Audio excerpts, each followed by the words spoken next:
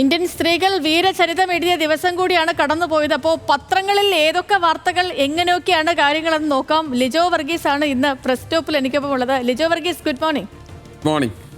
വളരെ സന്തോഷമുള്ള ദിവസമാണ്. കാരണം പത്രം നോക്കുമ്പോൾ ആദ്യത്തെ പേജിൽ തന്നെ നമ്മുടെ വനിതാ രത്നങ്ങൾ അല്ലെങ്കിൽ ഇന്ത്യയുടെ ചുണക്കുട്ടികളായിട്ടുള്ള പെൺകുട്ടികൾ കപ്പുയർത്തി നിൽക്കുന്ന ചിത്രം നമുക്ക് കാണാൻ കഴിയും. മലയാള മനോരമയിലെ ചിത്രമാണ് വളരെ രസകരമായത്. ഹെഡ്ലൈനും വളരെ രസകരമായി നമുക്ക് തോന്നും. നിറ റൺ ചിരി എന്നുള്ളതാണ്. നിറകൺ ചിരിക്ക് പകരം നിറ റൺ ചിരി എന്നുള്ളതാണ്. ഇന്ത്യക്ക് ആദ്യ വനിതാ ലോകകപ്പ് കിരീടം എന്നുള്ളതാണ്. വലിയ ചിത്രം നൽകിയിട്ടുണ്ട്. എല്ലാവരും ഷഫാലി വർമ്മയും ജമീമയും അങ്ങനെ എല്ലാവരും, സ്മൃതി മന്ധാനയും ക്യാപ്റ്റൻ ഹർമിതും എല്ലാവരും നിൽക്കുന്ന വലിയ ചിത്രം. ഫൈനലിൽ ദക്ഷിണാഫ്രിക്ക 52 റൺസിന് തോൽപ്പിച്ചു എന്നുള്ള കാര്യം കൂടി പറഞ്ഞുകൊണ്ടാണ് മനോരമ ആ വാർത്ത കൊടുത്തിരിക്കുന്നത്. മാതൃഭൂമിയിലേക്ക് വരുമ്പോൾ അത് ഗോൾഡൻ ഗേൾസ് ആണ്. അതിൽ അത് മാതൃഭൂമിയിൽ അവരുടെ മാസ്റ്റർ ഹെഡിനെ, മാതൃഭൂമി എന്ന എഴുത്തിനെ പോലും കയറ്റി വെച്ചുകൊണ്ട് അത്ര ഗംഭീരമായിട്ടാണ് അവരിന്ന് അതിനെ ആ ചിത്രം കൊടുത്തിരിക്കുന്നത്. സമ്മാനം 39.77 കോടി രൂപയാണ്. വിജയം ദീപ്തമതർ പിന്നീടൊരു വാർത്ത കൂടി ഉൾപേജിലുണ്ട്. വനിതാ ക്രിക്കറ്റ് ലോകകപ്പിൽ ഇന്ത്യക്ക് ആദ്യ കിരീടം എന്ന് പറഞ്ഞുകൊണ്ടാണ്. തീർച്ചയായും. അപ്പോൾ നമ്മൾ നേരത്തെ പറഞ്ഞതുപോലെ തന്നെ ഗോൾഡൻ ഗേൾസ് എന്ന വളരെ രസകരമായിട്ടുള്ള, വളരെ സന്തോഷം തോന്നുന്ന ഒരു ചിത്രം മാതൃഭൂമി പത്രത്തിലും നമുക്ക് ഇന്ന് കാണാൻ കഴിയും. മറ്റൊന്ന്, ഇനി മറ്റു വാർത്തകളിലേക്ക് വന്നു കഴിഞ്ഞാൽ മാധ്യമം പത്രത്തിലെ ഇന്നൊരു പ്രധാനപ്പെട്ട വാർത്ത ഈ സ്പോർട്സ് വാർത്തയുണ്ട്. അതിന് തൊട്ട് താഴെയായി ഏറ്റവും പ്രധാനമായി അവർ കൊടുത്തിരിക്കുന്ന വാർത്ത PM ശ്രീ CPM ഏറ്റു പറഞ്ഞു. വീഴ്ച ശ്രീ എന്നുള്ളതാണ് ഹെഡ്ലൈൻ കൊടുത്തിരിക്കുന്നത്. മന്ത്രിസഭയും ഇടതുമുന്നണിയും പൂർണ്ണാർത്ഥത്തിൽ ചർച്ച ചെയ്തില്ലെന്ന് MV ഗോവിന്ദൻ, CPM സംസ്ഥാന സെക്രട്ടറി, പറഞ്ഞു എന്നുള്ളതാണ്. ഒപ്പിടും മുൻപ് പദ്ധതിയെക്കുറിച്ച് CPM ചർച്ച ചെയ്തില്ല എന്ന ചോദ്യത്തിന് ഞങ്ങൾ ചർച്ച ചെയ്തുകൊണ്ടിരിക്കുകയല്ലേ എന്നായിരുന്നു ഉത്തരം. മന്ത്രിമാരും ആദ്യം അറിഞ്ഞില്ല എന്ന ചോദ്യത്തിന് അതിന് ഞാൻ ഉത്തരം പറയുന്നില്ല എന്നുള്ള ചോദ്യം കൂടി ചേർത്തുകൊണ്ടാണ് ഇന്ന് ഈ വാർത്ത കൊടുത്തിരിക്കുന്നത്. തുറന്ന് സമ്മതിക്കുന്നത് ആദ്യമായാണ് എന്നുള്ള കാര്യം കൂടി പറഞ്ഞുകൊണ്ടാണ് മാധ്യമത്തിൽ ഈ വാർത്ത ഇന്ന് റിപ്പോർട്ട് ചെയ്തിരിക്കുന്നത്. അത് വീക്ഷണത്തിലേക്ക് വരുമ്പോൾ കുറേ കൂടി പൊളിറ്റിക്കലിയാണ് ആ വാർത്ത റിപ്പോർട്ട് ചെയ്തിരിക്കുന്നത്. ഗോവിന്ദം ഭജ മൂഢമതേ എന്നുള്ളതാണ് അവർ ഇന്ന് അതിന് ഹെഡ്ലൈൻ കൊടുത്തിരിക്കുന്നത്. PM Shri CPMന് തെറ്റുപറ്റിയെന്ന് MV Govindan. മന്ത്രിസഭ ചർച്ച ചെയ്യാത്തത് വീഴ്ചയെന്ന് കുറ്റസമ്മതം എന്ന കാര്യം കൂടി പറഞ്ഞുകൊണ്ട് വീക്ഷണത്തിലും ഈ വാർത്ത നമുക്കിന്ന് കാണാൻ കഴിയും. മറ്റൊരു വാർത്തയിലേക്ക് വരികയാണെങ്കിൽ അത് മംഗളം പത്രത്തിൽ ഇന്നൊരു വാർത്ത, അത് ഏറ്റവും പ്രധാനമായി കൊടുത്തിരിക്കുന്നത് നമ്മൾ തൊട്ട് മുമ്പും റിപ്പോർട്ട് ചെയ്ത വാർത്തയാണ്. ട്രെയിനിൽ നിന്ന് യുവതിയെ ചവിട്ടിയിട്ടു എന്നുള്ള വാർത്തയാണ്. നില ഗുരുതരം, സംഭവം വർക്കലയിൽ, അക്രമി മദ്യപൻ കസ്റ്റഡിയിൽ തുടങ്ങിയ പ്രതി സുരേഷിൻ്റെ ഫോട്ടോ അടക്കം കൊടുത്തുകൊണ്ട് ഒന്നാം പേജിൽ ഏറ്റവും പ്രധാനപ്പെട്ട വാർത്തയായി മംഗളം കൊടുത്തിരിക്കുന്നത് ആ വാർത്തയാണ്.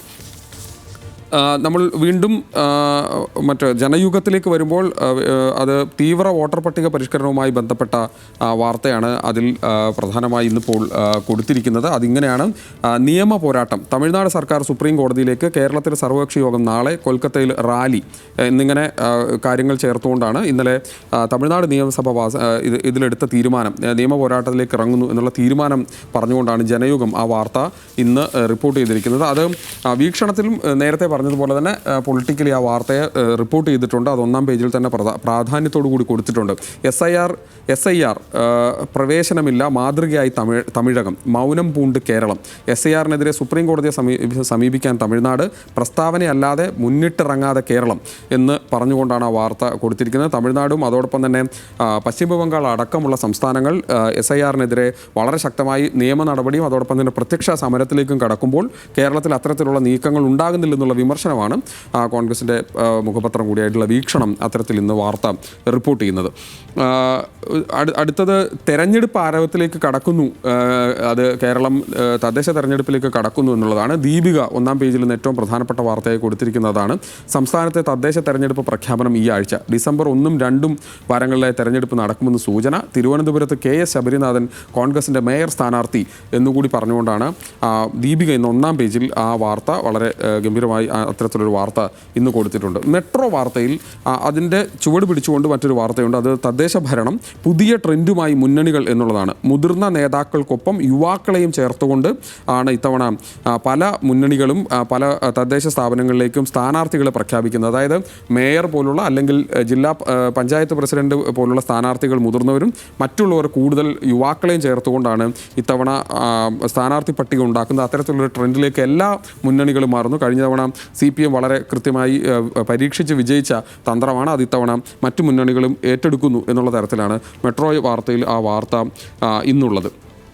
സിറാജ് പത്രത്തിലൊരു വാർത്ത, അത് ഡൽഹിയിൽ നിന്നുള്ള വാർത്തയാണ്. ഡൽഹിയിൽ താമസിച്ച ആളുകളെ സംബന്ധിച്ച് എപ്പോഴും കേൾക്കുന്ന ഒരു കാര്യം കൂടിയാണ്. വായു ഗുണനിലവാരം ഗുരുതരം, ഗ്യാസ് ചേംബറിൽ ഡൽഹി എന്നുള്ളതാണ്. ഡൽഹിയിലെ വായു ഗുണനിലവാരം വളരെ മോശം സാഹചര്യത്തിലേക്ക് പോകുന്നു എന്നുള്ളതാണ് ഇപ്പോൾ പറയുന്നത്. ഏതാണ്ട് വായു നിലവാരത്തിൻ്റെ AQI എന്ന ഗുണനിലവാരം പറയുമ്പോൾ അത് 500 മുകളിൽ ഉള്ള സ്ഥലങ്ങൾ പോലുമുണ്ട്.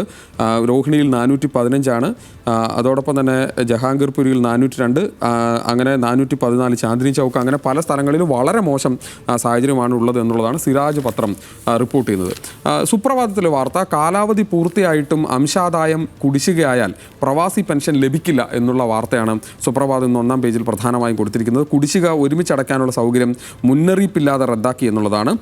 കാലാവധി പൂർത്തിയായി പണമടയ്ക്കാൻ കുടിശ്ശികയായവർക്ക് തുക 2 വർഷത്തിനകം ഒരുമിച്ചടച്ചാൽ പെൻഷൻ ലഭിക്കുമായിരുന്നത് നവംബർ 1 മുതൽ മുന്നറിയിപ്പില്ലാതെ റദ്ദാക്കി. അതോടുകൂടിയാണ് ഈ കുടിശ്ശിക അടയ്ക്കാൻ കഴിയാത്ത ആളുകൾക്ക് പെൻഷൻ തന്നെ ഇല്ലാത്ത അവസ്ഥയിലേക്ക് പോകുമെന്നുള്ളതാണ് സുപ്രഭാതം പത്രം ഏറ്റവും പ്രാധാന്യത്തോടു കൂടി 1-ാം പേജിൽ റിപ്പോർട്ട് ചെയ്തിരിക്കുന്ന ഒരു വാർത്ത.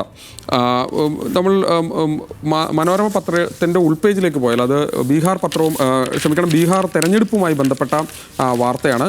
അത് വാക്ശരമെയ്ത് മോദി രാഹുൽ എന്നുള്ള വാർത്തയാണ്. ബീഹാർ തെരഞ്ഞെടുപ്പ് കൊട്ടിക്കയറി പ്രചാരണം ചടുലമാക്കി പ്രമുഖ നേതാക്കൾ. 2 ചിത്രങ്ങൾ കൊടുത്തിരിക്കുന്നുണ്ട്.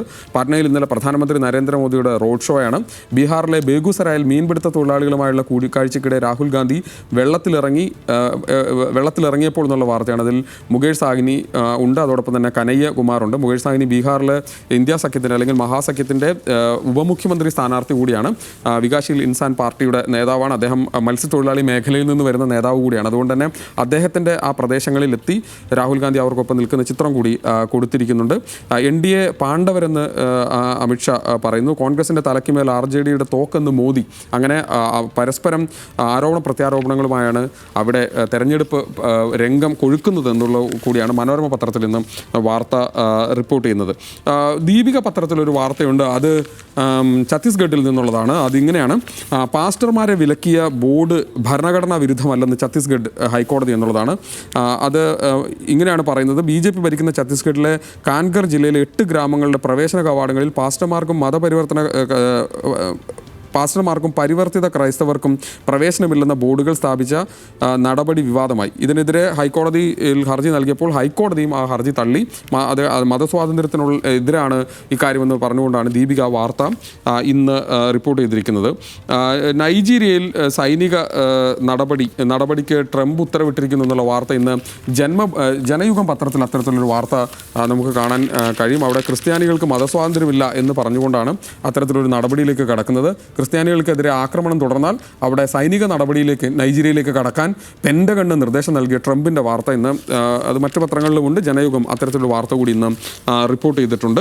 എഡിറ്റോറിയലിലേക്ക് വരികയാണെങ്കിൽ 2 എഡിറ്റോറിയൽ പേജുകളിൽ നിന്ന് വാർത്തയുണ്ട്. അതിലൊന്ന് ഫെഡറലിസവുമായി ബന്ധപ്പെട്ട് മാധ്യമത്തിലുള്ള എഡിറ്റോറിയലാണ്. അത് ഇങ്ങനെയാണ്, ധനകാര്യ ഫെഡറലിസം അപകടത്തിൽ. PM ശ്രീ ഇനി തുടരുന്നില്ലെങ്കിൽ പോലും സംസ്ഥാനങ്ങളെ ശ്വാസം മുട്ടിക്കുന്ന യൂണിയൻ സർക്കാരിൻ്റെ രീതിക്കെതിരെ രാഷ്ട്രീയവും നിയമപരവുമായ പോരാട്ടം ആവശ്യമായിരിക്കുന്നു എന്നുള്ളതാണ് പറയുന്നത്. സംസ്ഥാനങ്ങൾക്കുള്ള വിഹിതം കുറച്ചും സംസ്ഥാനങ്ങളുമായി പങ്കുവെക്കേണ്ടതില്ലാത്ത സെസ്സുകളും സർചാർജുകളും കൂടുതൽ ആശ്രയിച്ചും വിഭവ സമാഹരണം നടത്തി സംസ്ഥാനങ്ങൾക്ക് എത്ര കാലം മുമ്പോട്ട് പോകാനാകും? കേന്ദ്ര സർക്കാർ ഇത്തരത്തിൽ ദക്ഷിണേന്ത്യൻ സംസ്ഥാനങ്ങളോട് വലിയ തോതിലുള്ള വിവേചനം കാണിക്കുന്നുവെന്ന് കൂടി പറഞ്ഞുകൊണ്ടാണ് ആ എഡിറ്റോറിയൽ എടുക്കുന്നത്. അവസാനമായി ദീപികയിലെ നേരത്തെ പറഞ്ഞ വാർത്തയുടെ ചുവട് പിടിച്ചുകൊണ്ട് തന്നെയാണ് ദീപികയുടെ ഇന്നത്തെ എഡിറ്റോറിയലുള്ളത്. ഛത്തീസ്ഗഡിലെ ഇന്ത്യ വിഭജനം എന്നുള്ളതാണ് അതിന് ദീപിക പേര് കൊടുത്തിരിക്കുന്നത്. ഛത്തീസ്ഗഡിലെ ചില ഗ്രാമങ്ങളിൽ പാസ്റ്റർമാർക്കും പരിവർത്തിത ക്രൈസ്തവർക്കും പ്രവേശനമില്ല എന്നുള്ള ബോർഡുകൾ കോടതിയും അംഗീകരിച്ചിരിക്കുന്നു. അത്തരത്തിൽ മതസ്വാതന്ത്ര്യത്തിൽ വലിയ തരത്തിലുള്ള വിഘാതം ഉണ്ടാക്കിയിരിക്കുന്നു എന്നുള്ളതാണ് ദീപിക എന്ന എഡിറ്റോറിയലിലും പറഞ്ഞു വെക്കുന്നത്. ഇതാണെന്ന് പ്രധാനമായും പത്രങ്ങളിലുള്ള വാർത്തകൾ. ഇനി തിരിച്ച് സേതുവിലേക്ക്.